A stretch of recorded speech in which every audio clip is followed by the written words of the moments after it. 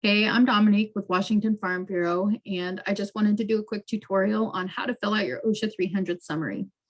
If you haven't done so yet, you are required to post those from February 1st through April 30th each year.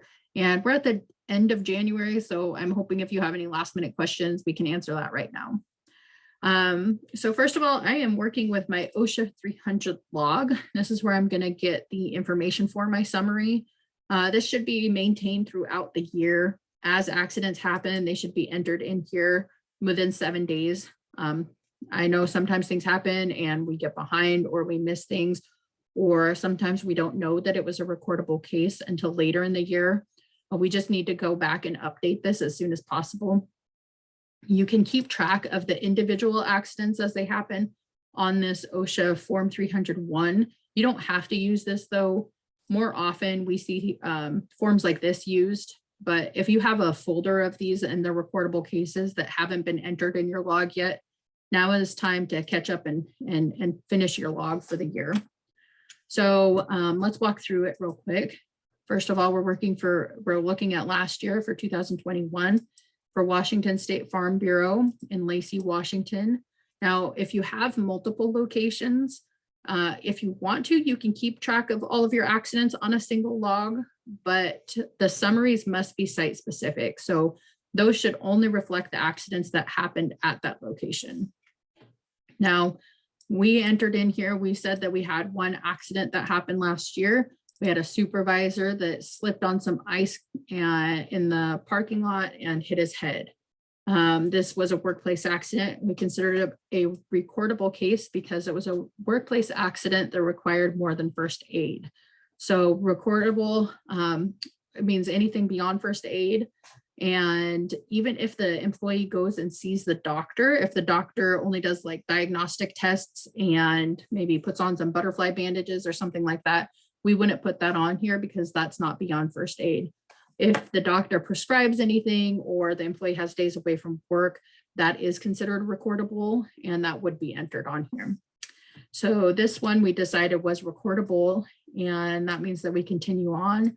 And we've got the next section, we only select one of these columns out of G, H, I, and J. Out of these four, we are only going to select the most serious outcome. So the most serious, of course, is going to be death, then days away from work, job transfer restriction, and then other recordable cases. Now, this particular case, it had days away from work and a job transfer or restriction. So even though there were more days of modified duty, the more serious outcome are days away from work. So I select that one.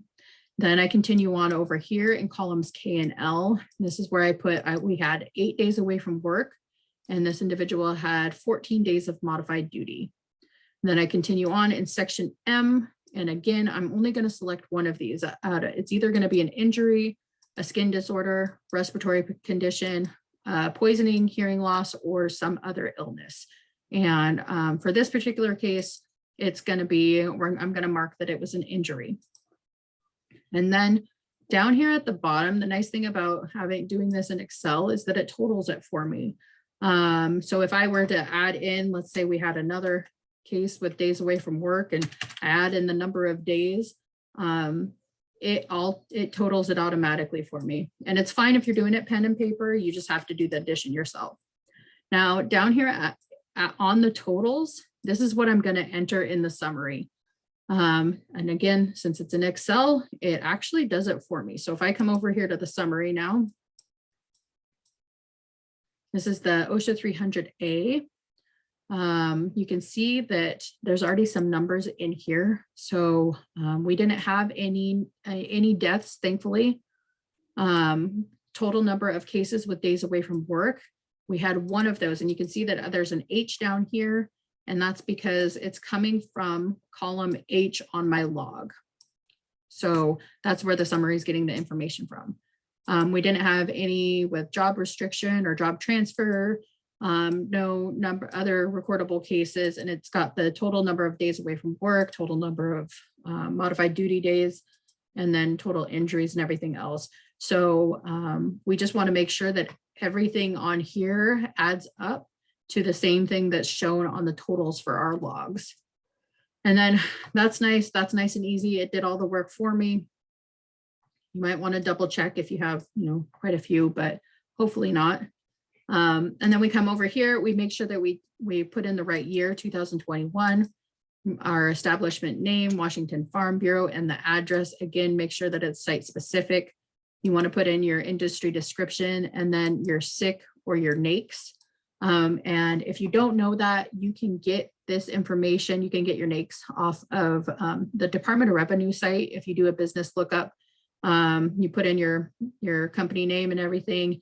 And there is a link when you click on your name and it says excise tax information, something like that. And it will display your NAICS so you can get your information off there.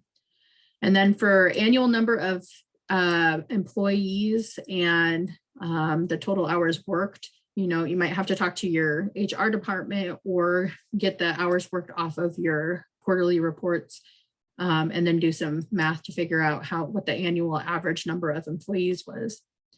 And then down here, we've got company executive. That's the person that signs this should be an executive. It can't be an administrative assistant or even your head of HR.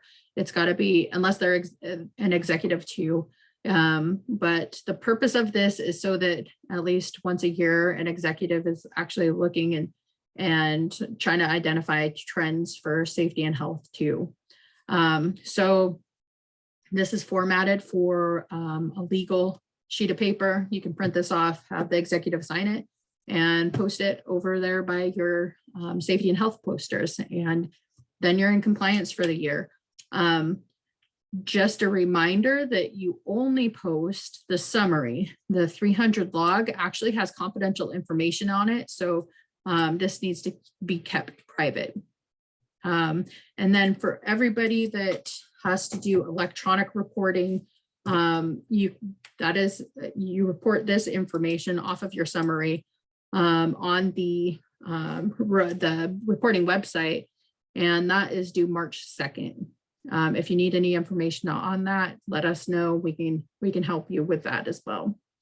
All right, well, that's it. Thank you. Thank you for watching. Thank you for listening.